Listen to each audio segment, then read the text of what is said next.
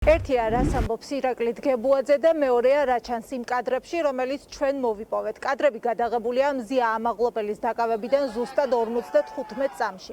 ჩვენ მოვიპოვეთ ორი კამერით გადაღებული სხვადასხვა რაკურსით, სადაც კარგად ჩანს ირაკლი დგებუაძის სახე. ირაკლი დგებუაძე ამტკიცებს, რომ მას შემდეგ რაც იყო აქციის მონაწილეებთან ერთად განმარტებებს აკეთებდა, მზია ამაღლობელი მას ქურთუკზე დაეჭიდა, შეტრიალდა და მას სილა გააწნა და ამის შემდეგ აღენიშნებოდა სიწითლე მარჯვენა ლოყა ყურის არეში. ჩვენ მიერ მოპოვებულ ორივე კადრში საკმაოდ კარგად ჩანს ირაკლი დგებუაძის სახე. კადრები კარგად არის განათებული და მაღალი გარჩევადობის არის ვიდეო, რომელიც ჩვენი მოპოვებულია და ამ კადრებში კარგად ჩანს როგორც მარჯვენა, ისე ლოყა ყურის არე და ამ შემთხვევაში არ არის არანაირი დაზიანება, არ აღენიშნება ირაკლი დგებუაძეს არანაირი სიწითლე და სილის გარტყმის შემდეგ არანაირი ტრაუმული კვალი მის სახეს მარჯვენა ლოყა ყურის არეში ამ კადრების მიხედვით არ აღენიშნება.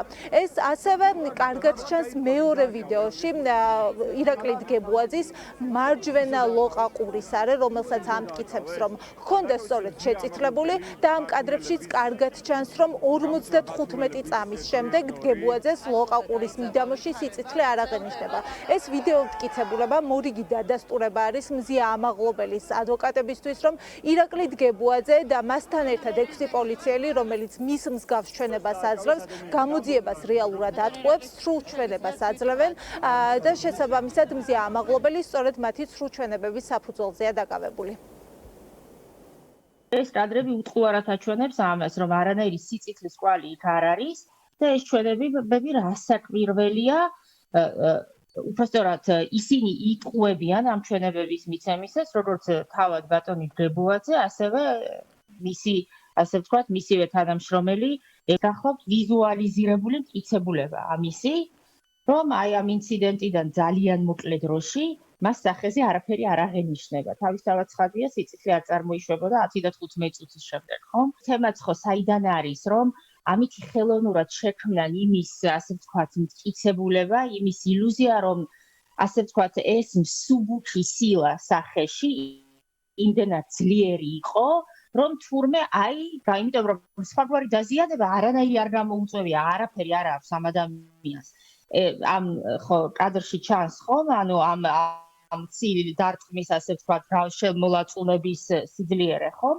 ამიტომ ეს დაუწითლდა ლოყა ყურისთან ეს ერთი და იგივე ტექსტი, სწორედ ამისთვის დაჭირდა გამოძიებას. ახლა მოგასმენინებთ მზია ამაღლობელის საქმეში არსებულ ჩვენებებს მოწმე პოლიციელების, რომლებმაც მისცეს სწორედ ირაკლი დგებუაძის სასარგებლო ჩვენება და ყველა ერთხმად ამტკიცებს, რომ დგებუაძეს ლოყა ყურის არე ჰქონდა შეწითლებული, თუმცა მის ქურთუკს დაზიანება არ ჰქონია. გარდა ამისა, რომ ისინი ყველანი ერთნაირად აღწერენ მომხდარს, იყენებენ ერთნაირ ლექსიკას. გამოყენებულია მაგალითად ტანთცმული ეს სიტყვა იმის აღსაწერად, რომ თითქოს ირაკლი დგებუაძეს მზია ამაღლობელი ტანის სამოსცეს წუდაჯერდა, შემდეგ დაარტყა სახეში სილა. ეს არის სიტყვა ტანთცმული, რომელსაც ყველა პოლიციელი, რომელიც მზია ამაღლობელის დაკავებამდე და დაკავების შემდეგ არის გამოყენებული, გამოკითხული იყენებს ამ სიტყვას აღსაწერად იმ მომენტის, როცა მზია დგებუაძესა და მზია ამაღლობელსა და ირაკლი დგებუაძეს შორის მოხდა ინციდენტი. არ უცალია და ირაკლი დგებუაძემ გაკეთებული განცხადების შემდეგ დააპირა გასვლა, რა დროსაც ჩემ წინ მდგარი ერთ-ერთი ქალბატონი, რომელსაც ჰქონდა შავი ფერის უკან შეკრული თმა, მარცხენა ხელით წვდა ირაკლი დგებუაძეს მის ტანცმულ პოლიციის ფორმის ქურთუკზე და მოკაჩა ძლიერად. განმარტების შემდეგ ირაკლი დგებუაძემ დააპირა მიმდებარე ტერიტორიიდან გასვლა. სწორედ ამ დროს მის სიახლოვეს მდგარმა ქალბატონმა, რომელსაც ჰქონდა შავი ფერის უკან შეკრული თმები, მარცხენა ხელით მოკაჩა ირაკლი დგებუაძეს ტანთცმულ პოლიციის ფორმის ქურთუკზე. ირაკლი დგებუაძემ განმარტების შემდეგ დააპირა გასვლა, რა დროსაც მის სიახლოვეს მდგომმა ქალბატონმა, რომელსაც ჰქონდა შავი ფერის უკან შეკრული თმა, მარცხენა ხელით წვდა ირაკლი დგებუაძეს ტანცმულ პოლიციის ფორმის ქურთუკზე და მოკაჩა თავისკენ. ირაკლი დგებუაძემ გაკეთებული განმარტების შემდეგ დააპირა გვერდით გასვლა, რა დროსაც მასთან მდგარი ერთ-ერთი ქალბატონი, რომელსაც ჰქონდა შავი ფერის უკან შეკრული თმა, ხელით სწოდა ირაკლი დგებუაძეს ტანთცმულ პოლიციის ფორმის ქურთუკზე და მოკაჩა ძლიერად თავისკენ. ამ ჩვენებების საფუძველზე მზია ამაღლობელი ახლა პატიმრობაშია, ის 38 დღეა პატიმარია და 38 დღეა შიმშილობს.